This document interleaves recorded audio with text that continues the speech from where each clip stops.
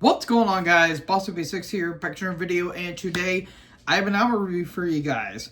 Today I'm going over the newest studio offering from Hirax, Faster Than Death. This comes out, the date of this thing is a little weird. It was either released the week prior on the 21st, or it came out yesterday on the 28th. The date on this thing is a little wonky, but from what I found on Metallum and the Metal Archives, they released on the 28th yesterday. So there's that. Anyways, this is the band's 6th studio album overall, and this was released on a couple different labels. They were initially on Metal Blade, then they were on Season of Mist, and then they were actually on SPV Steamhammer. But they were released on Dementia Records. That's a label I haven't heard about. But, anyways, this is, again, their 6th album. This band formed in 1984 in Cypress, California. And I have heard a little bit of this band, but not too much. Basically, these guys are basically underground heroes in terms of the crossover scene, when it comes to the crossover thrash. And that's a genre I'm not too familiar with.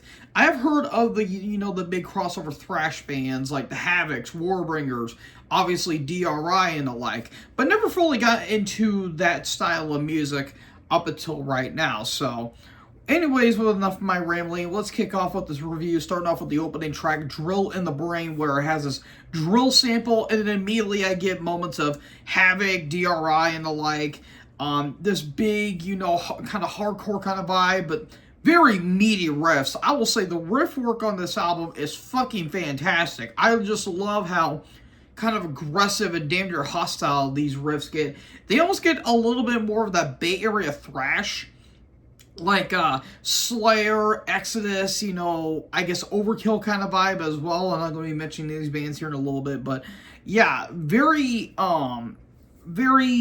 heavy, straight to the point. It's just under 2 minutes, and that's basically this entire album in a nutshell. Short, sweet, to the point, and just riff your face off fun.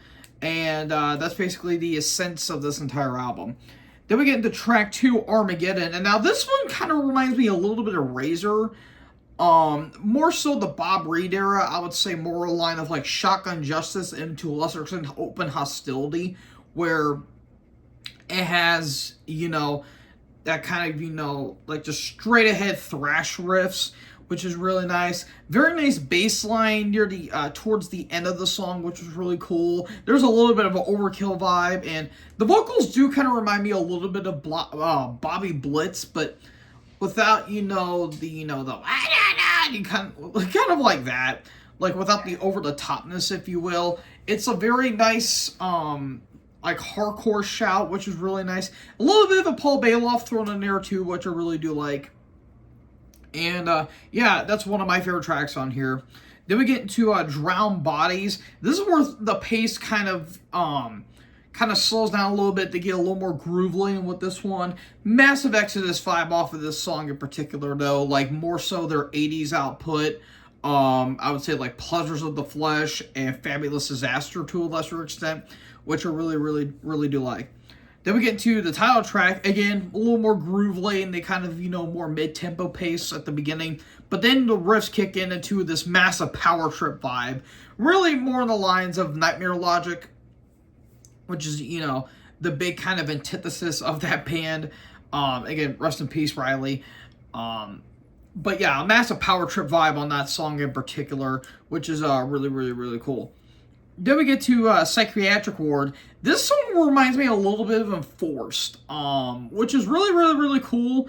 But except Enforced has a little bit more of a death metal-like tinge to them. They are still a crossover thrash act in some variety, but they have more of a death metal leaning to them.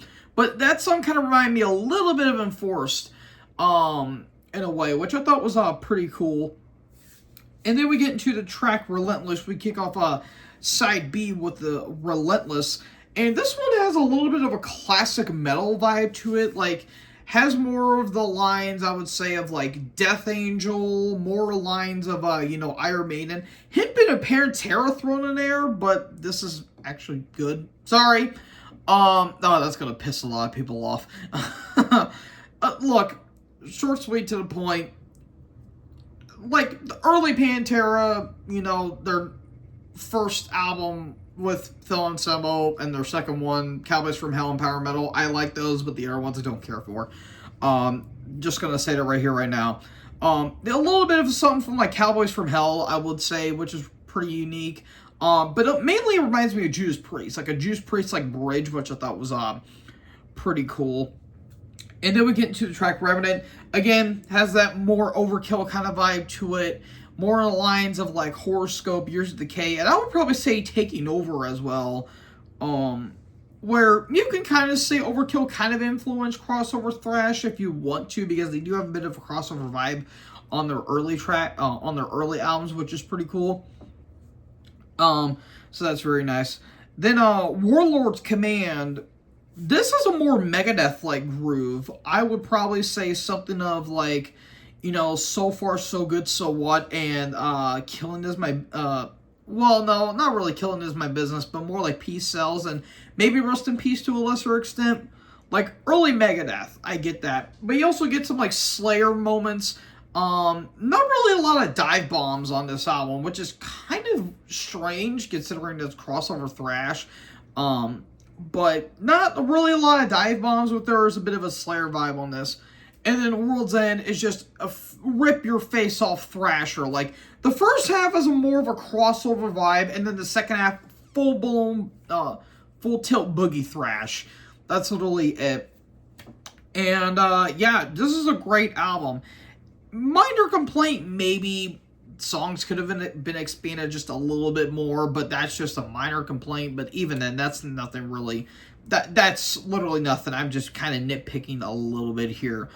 But yeah, this is a fantastic album. I dig the shit out of this album. It's again, nothing too nothing new. It's crossover thrash. You know what you're gonna get. Fun, sweet, short riffs, a lot of fun. That's all I really need to say about this. I'm gonna give this 4.25 star. I dig the shit out of this album. Again, it's nothing innovative. It's nothing all particularly new. But who cares? As long as the riffs are good and as long as the songs are fun, who gives a hot damn? This is just a great crossover thrash album, and probably so far my favorite album of the year.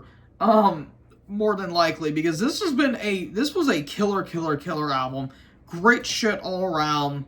That's all I really need to say. If you like bands like Exodus, you know, Anthrax, Overkill, but have a little more crossover vibe, like Power Trip, DRI, Havoc, Enforced, you're gonna love this album. This was a fantastic album. Great shit overall.